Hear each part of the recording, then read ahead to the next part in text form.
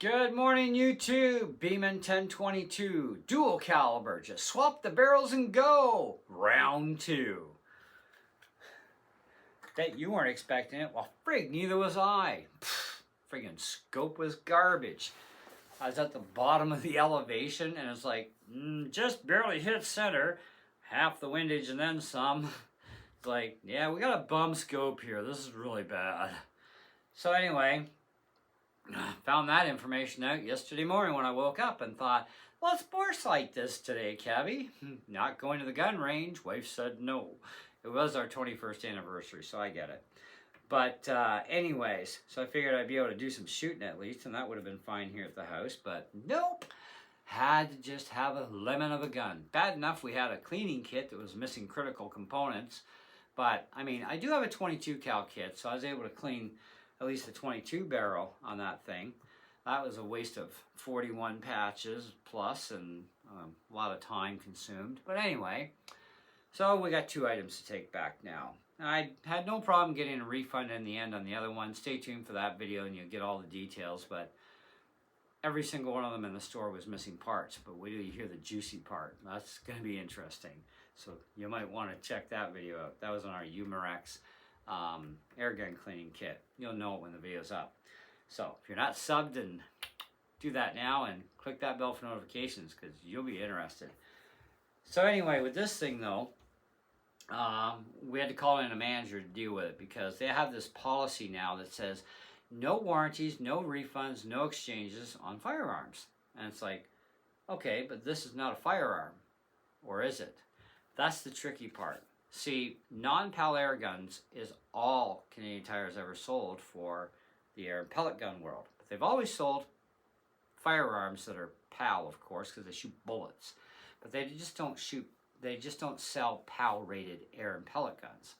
So there's no license required for this. And according to the Firearms Act, it's not even a firearm unless used in the commission of a crime. Then it becomes a firearm for the commission of crime. So if you shoot somebody with it, or, well, you do damage to somebody's property and get charged, if you discharge it where you're not supposed to, or you hold up a store with it or a bank, if you're a complete idiot, then yeah, it's a firearm at that point for the Firearms Act because it's commission of a crime. Otherwise, not a firearm. However, there's a little caveat to our law in Canada because we have another subsection that says any device that is designed or adapted to fire a projectile is a firearm. Slingshots, bows and arrows, crossbows, air and pellet guns obviously can be put into that class because they're designed to shoot projectiles. So it's kind of a tricky law, okay? So anyway, but then we have what's called the Consumer Rights Act in Canada. And that can, in a lot of cases, supersede store policies. And it certainly does in this case. But also their own receipts go against their own website policy that's listed. Because it says no exchange, refund, or warranty without proof of this receipt. Now, they do have a discretionary thing where, well, they can't warranty something in the sense of repairing because they don't fix anything that they sell. So automatically anything we buy does not have a warranty from them. You have a manufacturer's warranty, okay? You can get an exchange on products because they carry that product, you have proof of receipt, they exchange it. Now, except for they do get off the hook with firearms, and they would because for example, I deal with Oldie's Armory. They're a firearms only dealer, okay? And with that, their policy is pretty simple. You buy a gun from us. If you have a problem with that gun from us, you deal with the manufacturer, okay? So, and that's just the way it is. So, because it's a firearm, it requires a firearm license for said gun. Now, when we were still able to get our hands on pistols, restricted rifles, and restricted shotguns, well, they used to carry those, but now they don't because our laws got a little whacked. And of course, we've lost a lot of our unrestricted firearms that are now classed as prohibited because, oh, they look mean and nasty, even though they function nothing like the real version of a similar or same item. Okay, functionality to me is everything. If it functions like fully automatic, well, I guess it's a fully automatic. I get it, but we haven't had fully automatic since the 70s, so nobody needs one anyhow. But our other guns that the libs took away from us was unnecessary and stupid. But who said they were the brightest tools in the shed anyway, or sharpest tools in the shed? However, when it comes to the whole purchasing of products, we do have consumer rights, and we have a right to refunds, warranties, and we have rights to exchanges. And even Canadian Tire cannot refuse you in the end result in certain circumstances. But with their firearms that are PAL rated, okay, which means you need a firearm license, they can do things that they can get away with in this instance, which I would agree with, but except this is a non-PAL air gun, and so anyway, it works a little differently. Now, a refund is their discretion. They can say no refund. They can just say exchange, okay? But you still have to have a receipt. They could say warranty, but they really can't say warranty because they don't fix anything that they sell, period, okay? Well, that's a little bit of a dilemma for them with across all their products, okay? See, I understand a lot about consumer laws, and I understand about warranty systems and all this stuff. And I used to own businesses myself, okay? And, you know, so I know. And I know there are laws in Canada that I have to follow as a business owner, et cetera, et cetera. And I know what I'm allowed to do and not allowed to do. So, but now, I'm not employed anymore, other than I'm employed by YouTube as a paid partner, but that's the extent of it, okay? So, now, we had a chat with the manager, and I said, look, it's a defective scope. Well, and I said, I don't even know if the gun works. He says, but you just said you bore sighted it, so you had to fire it. Now, he has firearms at home, and I guess he has some air guns, too, from the way our discussion went. I think he said he had some. Now, he may do bore sighting a different way, okay? I use a laser, okay? And that's how I sight all my guns before taking them to the range. Or in this case, it's non-PAL. I can shoot it in the front yard because no PAL-rated air guns allowed in the front yard or the backyard either. Bows and arrows I can shoot, not a big deal. But I use a laser bore sighter because I can use this indoor, and all firearms are more than capable, and even actually the minimum distance is that's required to bore sight and get on paper is actually 10 yards, okay? And I have more than 10 yards in the house. I have closer to about 12 and a half yards from one wall to the next, all the way to the back bathroom wall.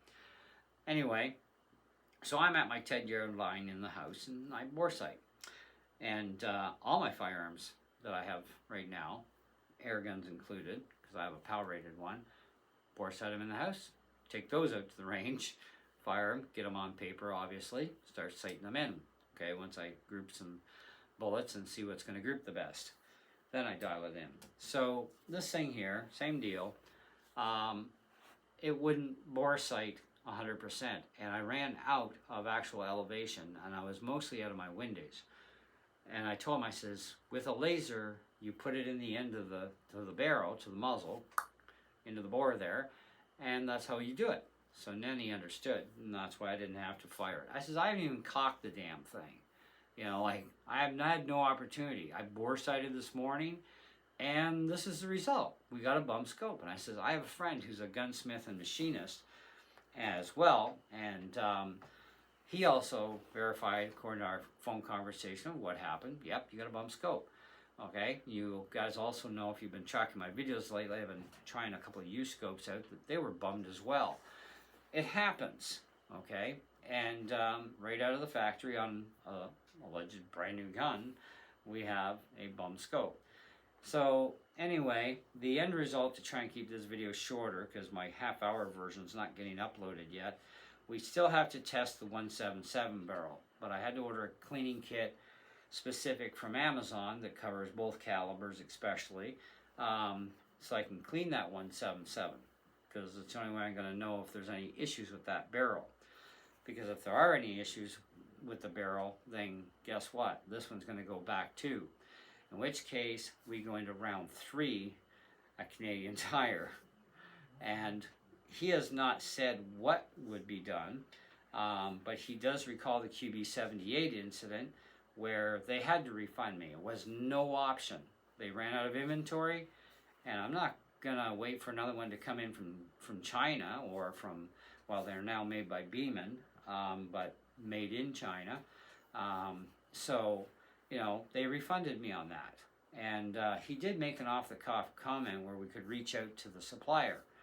Well, is your supplier Beeman in the States, or do you have a supplier elsewhere? But either way, I'm still not waiting. I says, do you not realize that you've already been waiting, this is funny, 6 months now for ammunition and a shit can load of guns you ordered, like real firearms, that still haven't made it across the border yet?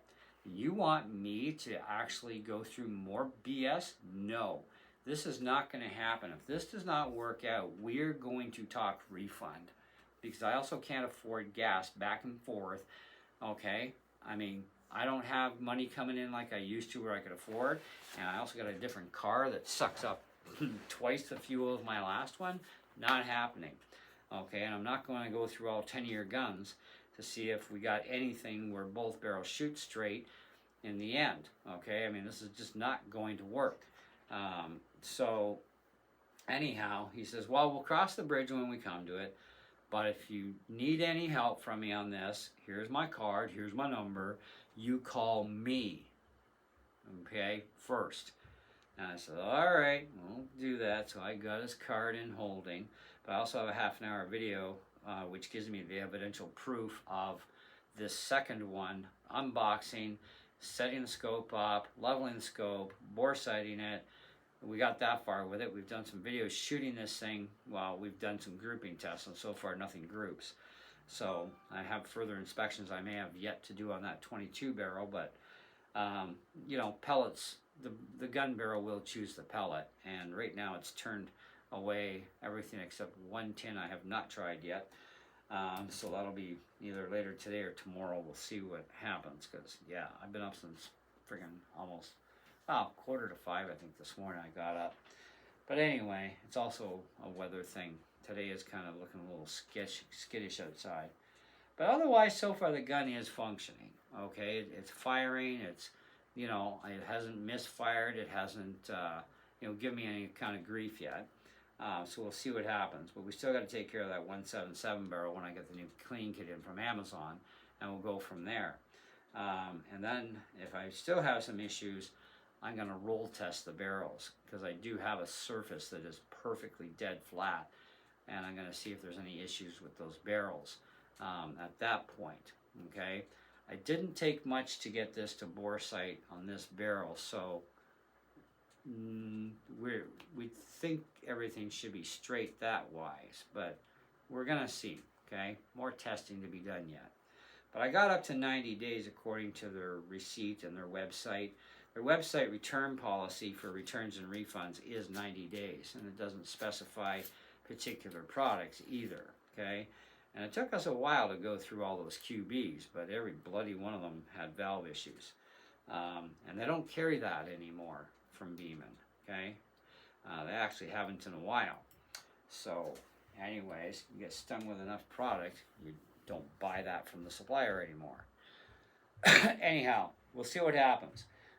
Now, with that, the only reason I bought this gun is because a friend of mine who actually taught me some of my air gun repair knowledge, he's passed away, but he had the same gun, and the thing was dead balls accurate. It's a great gun, and but $220, everything better function properly, both barrels, etc. Okay.